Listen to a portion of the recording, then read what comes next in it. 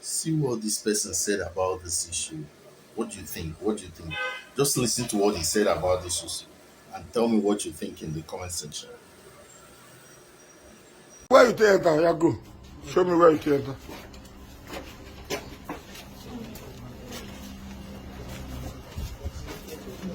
Ọlọ́run máa ṣọ́ wa, Ọlọ́run máa fún wa mú o.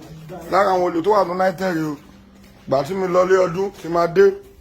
Ṣe ló wọnú compound mi. Ó wọnú compound, ó fẹ́ sọ pé ìwọlé kámẹ́rà wa gbé rí. Where you take enter? This place. Yes. Yeah, open us. Open now.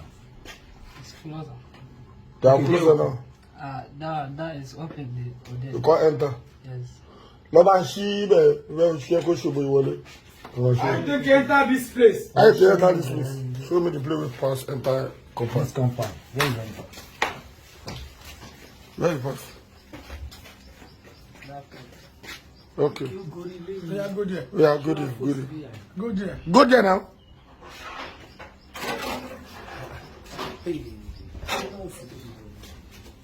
Mo ní kó ṣe bóyá ìwọ ọ̀nù compound ló fẹ́ ṣe o. Yeah. Kọ́lọ́ máa ṣọ́ wa o. Àwọn tí wọ́n máa ń fún lójú máa ń ṣàánú ni o. Okay, like that. Okay, yeah, come down. But this guy, if they give you money now, you know, saying they give you money. Wait till you keep inside your kitchen. Wait till you carry. Eh? What you carry there? I don't carry anything. I don't carry anything for that place. Only this one. I don't carry.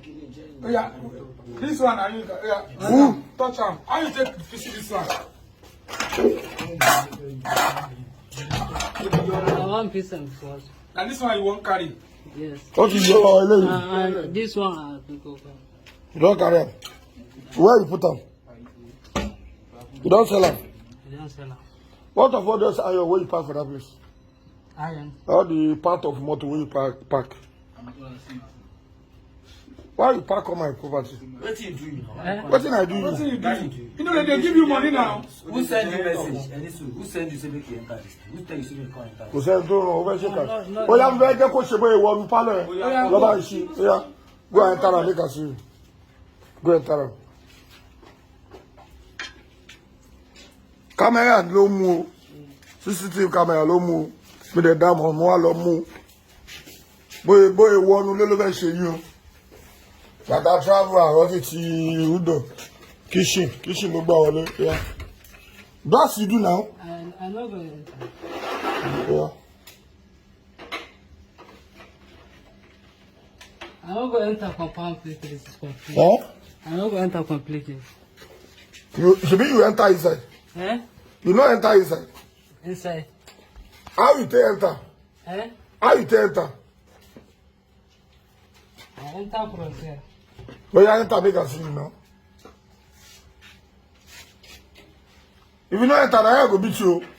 Enter, you not say come and see you. Enter make I see you.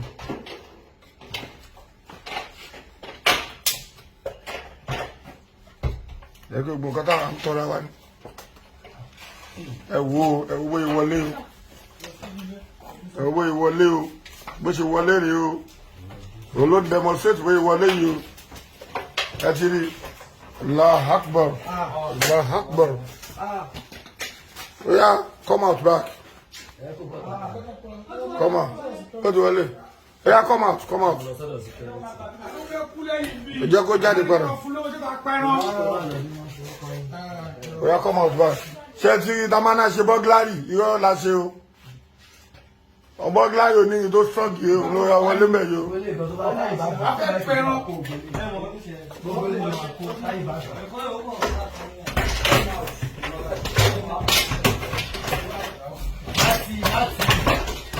Hello, see you. Olórí burúkú ni. Olórí burúkú ni. Oya tí wọ́n lọ.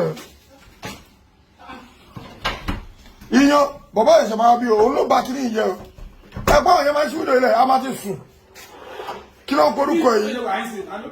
Ibi kò ṣe máa gbà bí. Kò ṣe máa gbà bí. Ó dà pé ìtì kitchen ló máa ń jẹ́ kó ń ṣí. Ibẹ̀ yẹn lẹ̀. Ibẹ̀ yẹn ló máa ń kọ́ ṣí bẹ̀rẹ̀ lẹ̀. Yeah, go. Go now. Go.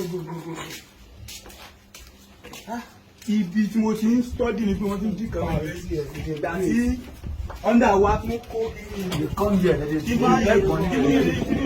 kí ni mọ́tò bí ọwọ́ wájú. Òun kí ni mi sọ fẹ́ pẹ́lẹ́ náà bí mo ṣe mo sọ. Ṣé ti sọ o? Mi ti rí CCTV camera kan tó jalè lẹ́kọ̀ọ́. Mi ní àpọ̀bọ́ yìí ni mi rí ń bẹ̀. Àjọ tí ó ń jọ ẹ̀ náà ni.